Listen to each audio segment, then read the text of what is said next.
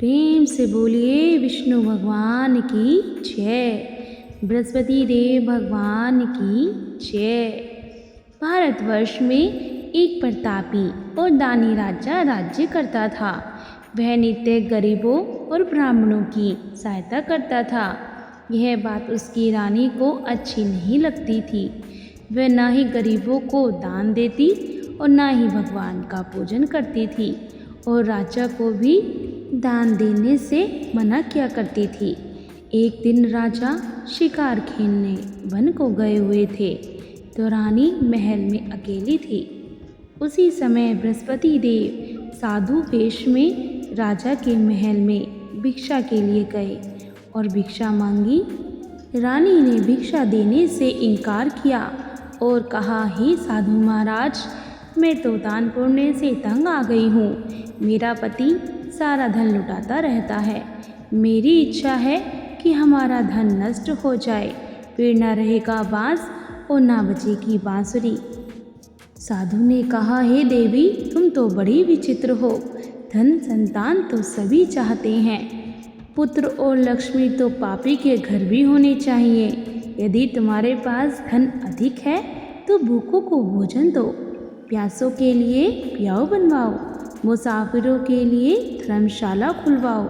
जो निर्धन अपनी कुंवारी कन्याओं का विवाह नहीं कर सकते, उनका विवाह कराओ। ऐसे और कई काम हैं जिनके करने से तुम्हारा यश लोक परलोक में फैलेगा। परंतु रानी पर उपदेश का कोई प्रभाव न पड़ा। वह बोली, महाराज, आप मुझे कुछ न समझाएं। मैं ऐसा धन नहीं चाहती जो हर जगह बांटती फिरूं। साधु ने उत्तर दिया, यदि तुम्हारी ऐसी ही इच्छा है तो तथास्तु। तुम ऐसा करना कि बृहस्पतिवार को घर लीपकर पीली मिट्टी से अपना सिर धोकर स्नान करना, भट्टी चढ़ाकर कपड़े धोना। ऐसा करने से तुम्हारा सारा धन नष्ट हो जाएगा।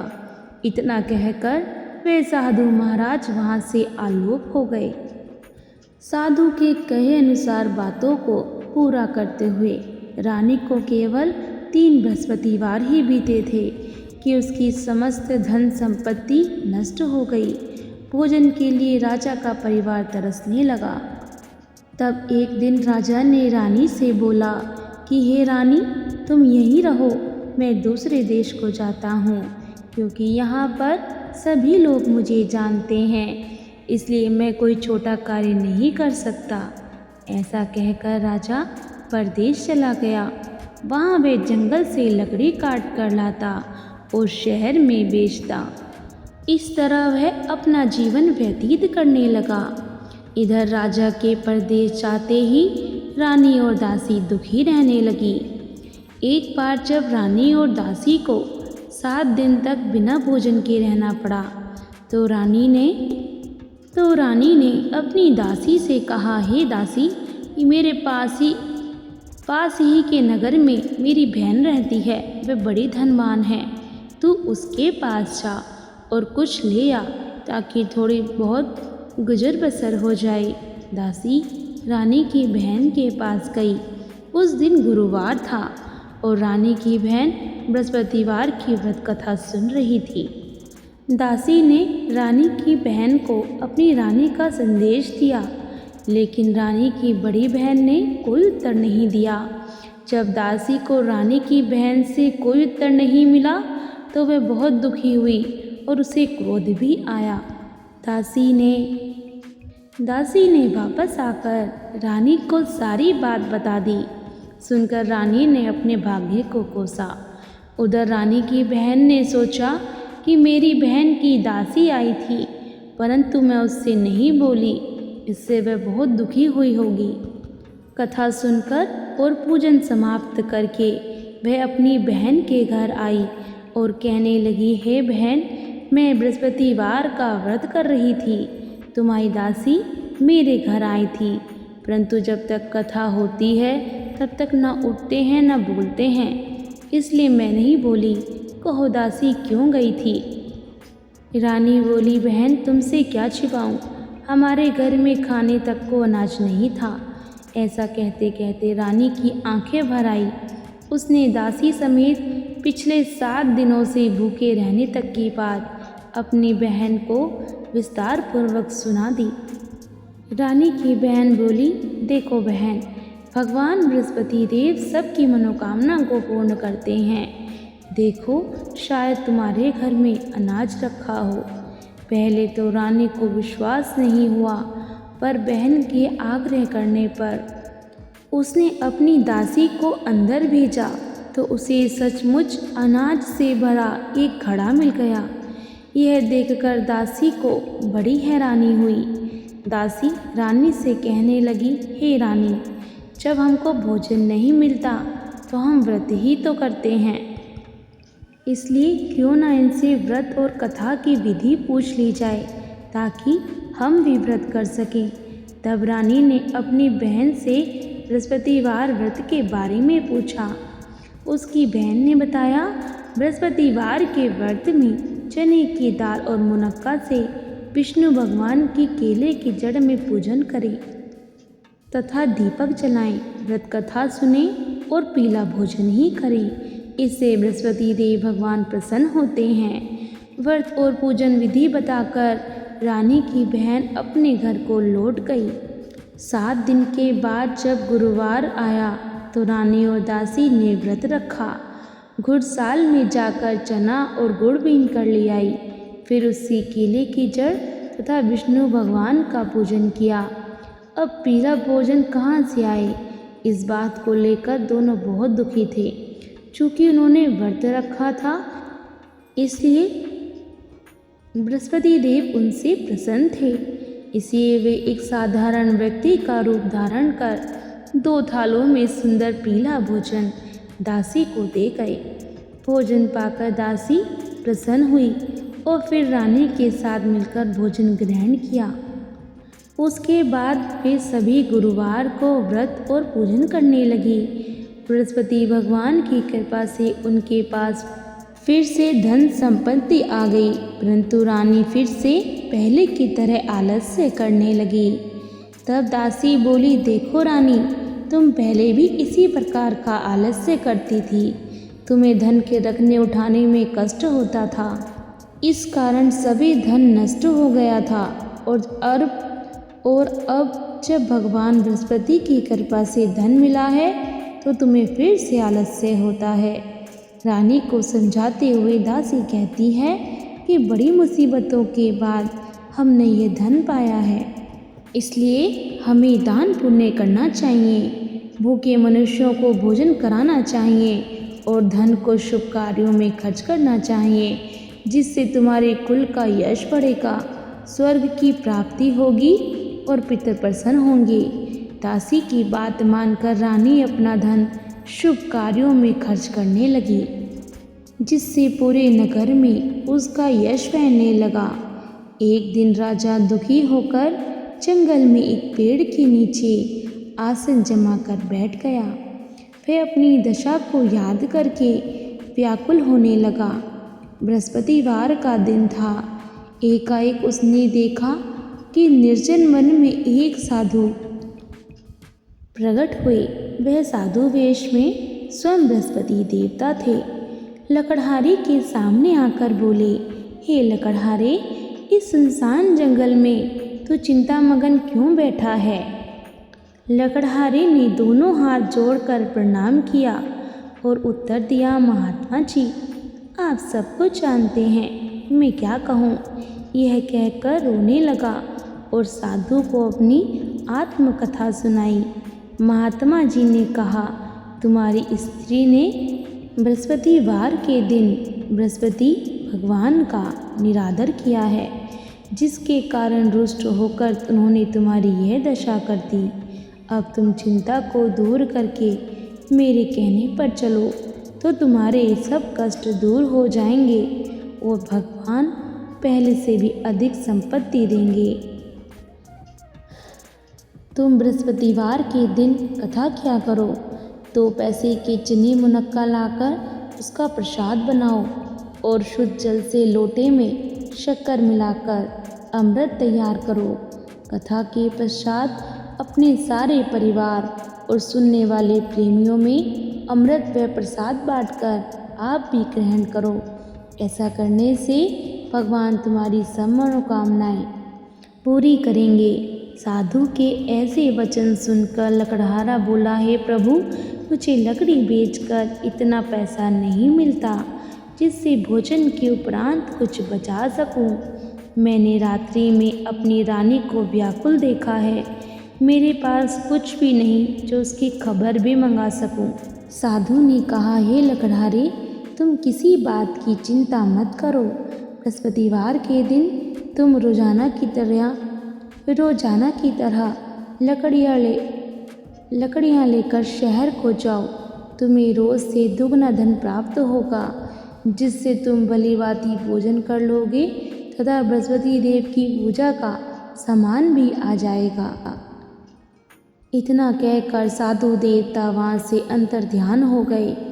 धीरे धीरे समय व्यतीत होने पर फिर वही बृहस्पतिवार का दिन आया। लकड़हारा जंगल से लकड़ी काटकर किसी शहर में बेचने गया। उसे उस दिन से अधिक पैसा मिला।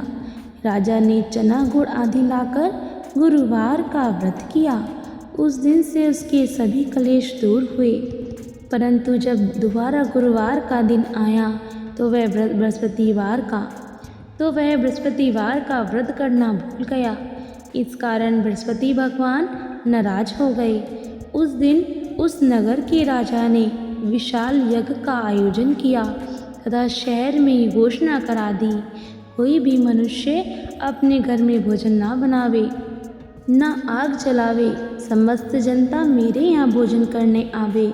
इस आज्ञा को जो ना मानेगा उसे फांसी की सजा दी जाएगी। इस तरह की घोषणा संपूर्ण नगर में करवा दी गई। राजा की आज्ञा अनुसार शहर के सभी लोग भोजन करने गए, लेकिन लकड़हारा कुछ देर से पहुंचा, इसलिए राजा उसको अपने साथ घर लिवा ले गए और ले जाकर भोजन करा ही रहे थे तो रानी की दृष्टि उस खूंटी पर पड़ी जिस पर उसका हार लटका हुआ था। वह वहाँ पर दिखाई नहीं दिया। रानी ने निश्चय किया कि मेरा हार इसी मनुष्य ने चुरा लिया है। उसी समय सिपाहियों को बुलाकर उसको कारागार में डलवा दिया गया। जब लकड़हारा कारागार में पड़ गया और बहुत दुखी होकर विचार करने लगा कि न जाने कौन से पूर्व जन्म के कारण मुझे यह दुख प्राप्त हुआ है, और उसी साधु को याद करने लगा जो उसे जंगल में मिला था। उसी समय तत्काल बृहस्पति देव साधु के वेश में प्रकट हुए और उसकी दशा को देखकर कहने लगे, अरे मूर्ख, तूने बृहस्पति देव की कथा नहीं करी, इस कारण तुझे दुख प्राप्त हुआ है। अब चिंता मत कर। बृहस्पतिवार के दिन कारागार के दरवाजे पर 4 पैसे पड़े मिलेंगे। उनसे तू बृहस्पति देव की पूजा करना, तेरे सभी कष्ट दूर हो जाएंगे। बृहस्पतिवार के दिन उसे 4 पैसे पड़े मिले। लकड़हारे ने कथा कही। उसी रात्रि को बृहस्पति देव ने उस नगर के राजा को स्वप्न में कहा, हे राजा, तुमने जिस आदमी को कारागार में बंद कर दिया है वह निर्दोष है, वह राजा है, उसे छोड़ देना। रानी का हार उसी खूंटी पर लटका है। अगर तू ऐसा नहीं करेगा तो मैं तेरे राज्य को नष्ट कर दूंगा। इस तरह रात्रि के स्वप्न को देखकर राजा प्रातःकाल उठा और खूंटी पर हार देखकर लकड़हारे को बुलाकर क्षमा मांगी तथा लकड़हारे को योग्य सुंदर वस्त्र आभूषण देकर विदा कर दिया। बृहस्पति देव की आज्ञा अनुसार लकड़हारा अपने नगर को चल दिया। राजा जब अपने नगर के निकट पहुंचा तो उसे बड़ा आश्चर्य हुआ। नगर में पहले से अधिक बाग तालाब हुए तथा बहुत सी धर्मशाला, मंदिर आदि बन गई हैं। राजा ने पूछा, ये किसका बाग और धर्मशाला है? तब नगर के सब लोग कहने लगे, ये सब रानी और बांदी के हैं। तो राजा को आश्चर्य हुआ और गुस्सा भी आया। जब रानी ने यह खबर सुनी कि राजा आ रहे हैं तो उसने बांदी से कहा, हे दासी, देख राजा हमको कितनी बुरी हालत में छोड़ गए थे। हमारी ऐसी हालत देखकर वह लौट ना जाएं, इसलिए तू दरवाजे पर खड़ी हो जा। आज्ञा अनुसार दासी दरवाजे पर खड़ी हो गई। राजा आए तो उन्हें अपने साथ लिवा ले गई। तब राजा ने क्रोध करके अपनी रानी से पूछा कि यह धन तुम्हें कैसे प्राप्त हुआ है। तब उन्होंने कहा, हमें यह सब धन बृहस्पति देव के व्रत के प्रभाव से प्राप्त हुआ है। राजा ने निश्चय किया कि 7 रोज बाद तो सभी बृहस्पति देव का पूजन करते हैं, परंतु मैं प्रतिदिन दिन में 3 बार कहानी कहा करूँगा तथा रोज व्रत किया करूँगा। अब हर समय राजा के दुपट्टे में चने की दाल बंधी रहती तथा दिन में 3 बार कहानी कहता। एक रोज राजा ने विचार किया कि चलो अपनी बहन के यहाँ को हो आवें। इस तरह निश्चय कर राजा घोड़े पर सवार हो अपनी बहन के यहाँ को चलने लगा। मार्ग में उसने देखा कुछ आदमी मुर्दे को लिए जा रहे हैं। उन्हें रोककर राजा कहने लगा, अरे भाइयों, मेरी बृहस्पति देव की कथा सुन लो। वे बोले, लो, हमारा तो आदमी मर गया है, इसको अपनी कथा की पड़ी है। परंतु कुछ बोले, अच्छा कहो, हम तुम्हारी कथा भी सुनेंगे। राजा ने चना दाल निकाली और जब कथा आधी हुई थी कि मुर्दा हिलने लग गया और कथा जब समाप्त हो गई तो राम राम कह के वे मनुष्य उठकर खड़ा हो गया। आगे मार्ग में उसे एक किसान खेत में हल चलाता मिला। राजा ने उसे देख और उससे बोला, अरे भैया, तुम मेरी बृहस्पतिवार की कथा सुन लो। किसान बोला, जब तक मैं तेरी कथा सुनूंगा तब तक 4 हरैया जोत लूँगा। जा अपनी कथा किसी और को सुनाना। इस तरह राजा आगे चलने लगा। राजा के हटते ही बैल पछाड़ खाकर गिर गए तथा किसान के पेट में बड़ी जोर का दर्द होने लगा। उस समय उसकी माँ रोटी लेकर आई। उसने जब यह देखा तो अपने पुत्र से सब हाल पूछा और बेटे ने सभी हाल कह दिया। तो बुढ़िया दौड़ी दौड़ी उस घुड़सवार के पास गई और उससे बोली कि मैं तेरी कथा सुनूंगी, तू अपनी कथा मेरे खेत पर चलकर ही कहना। राजा ने बुढ़िया के खेत पर जाकर कथा कही, जिसके सुनते ही वह बैल उठ खड़े हुए तथा किसान के पेट का दर्द भी बंद हो गया। राजा अपनी बहन के घर पहुंचा। बहन ने भाई की खूब मेहमानी की। दूसरे रोज प्रातःकाल राजा जगा तो वे देखने लगा कि सब लोग भोजन कर रहे हैं। राजा ने अपनी बहन से कहा, ऐसा कोई मनुष्य नहीं है जिसने भोजन ना किया हो। मेरी बृहस्पतिवार की कथा सुन ले। बहन बोली, हे भैया, यह देश ही ऐसा है कि पहले यहाँ लोग भोजन करते हैं, बाद में अन्य कार्य करते हैं। अगर कोई पड़ोस में हो तो देख आऊं। वह ऐसा कहकर देखने चली गई, परंतु उसे कोई ऐसा व्यक्ति नहीं मिला जिसने भोजन न किया हो। अतः वह कुमार के घर गई जिसका लड़का बीमार था। उसे मालूम हुआ कि उनके यहाँ 3 रोज से किसी ने भोजन नहीं किया है। रानी ने अपने भाई की कथा सुनने के लिए कुम्हार से कहा। वह तैयार हो गया। राजा ने जाकर बृहस्पतिवार की कथा कही, जिसको सुनकर उसका लड़का ठीक हो गया। अब तो राजा की प्रशंसा होने लगी। एक रोज राजा ने अपनी बहन से कहा कि हे बहन, हम अपने घर को जाएंगे, तुम भी तैयार हो जाओ। राजा की बहन ने अपनी सास से कहा। सास ने कहा, हाँ चली जा, परंतु अपने लड़के को मत ले जाना, क्योंकि तेरे भाई के कोई औलाद नहीं है। बहन ने अपने भैया से कहा, हे भैया, मैं तो चलूँगी, पर कोई बालक नहीं जाएगा। राजा बोला, जब कोई बालक ही नहीं चलेगा तब तुम ही क्या करोगी। बड़े दुखी मन से राजा अपने नगर को लौट आया। राजा ने अपनी रानी से कहा, हम निवंशी राजा हैं, हमारा मुँह देखने का धर्म नहीं है और कुछ भोजन आदि भी नहीं किया। रानी बोली, हे प्रभु, बृहस्पति देव ने हमें सब कुछ दिया है, वह हमें औलाद भी अवश्य देंगे। उसी रात को बृहस्पति देव ने राजा से स्वप्न में कहा, हे राजा उठ, सभी सोच त्याग दे, तेरी रानी गर्भ से है। राजा को यह बात सुनकर बड़ी खुशी हुई। 9वें महीने में उसके गर्भ से एक सुंदर पुत्र पैदा हुआ। तब राजा बोला, हे रानी, स्त्री बिना भोजन के रह सकती है पर बिना कहीं नहीं रह सकती। जब मेरी बहन आवे तो मुझसे कुछ मत कहना। रानी ने सुनकर हाँ कर दिया। जब राजा की बहन ने ये शुभ समाचार सुना तो वह बहुत खुश हुई तथा बधाई लेकर अपने भाई के यहाँ आई। तभी रानी ने कहा, घोड़ा चढ़कर तो नहीं आई, गधा चढ़ी आई। राजा की बहन बोली, भाभी, मैं इस प्रकार ना कहती तो तुम्हें औलाद कैसे मिलती। बृहस्पति देव ऐसे ही हैं, जैसे जिसके मन में कामनाएं हैं सभी को पूर्ण करते हैं। जो सद्भावना पूर्वक बृहस्पतिवार का व्रत करता है एवं कथा पढ़ता है अथवा सुनता है, दूसरों को सुनाता है, बृहस्पति देव उसकी सभी मनोकामना पूर्ण करते हैं। भगवान बृहस्पति देव उसकी सदैव रक्षा करते हैं। संसार में जो मनुष्य सद्भावना से भगवान जी का पूजन व्रत सच्चे हृदय से करते हैं, उनकी सभी मनोकामनाएं पूर्ण करते हैं।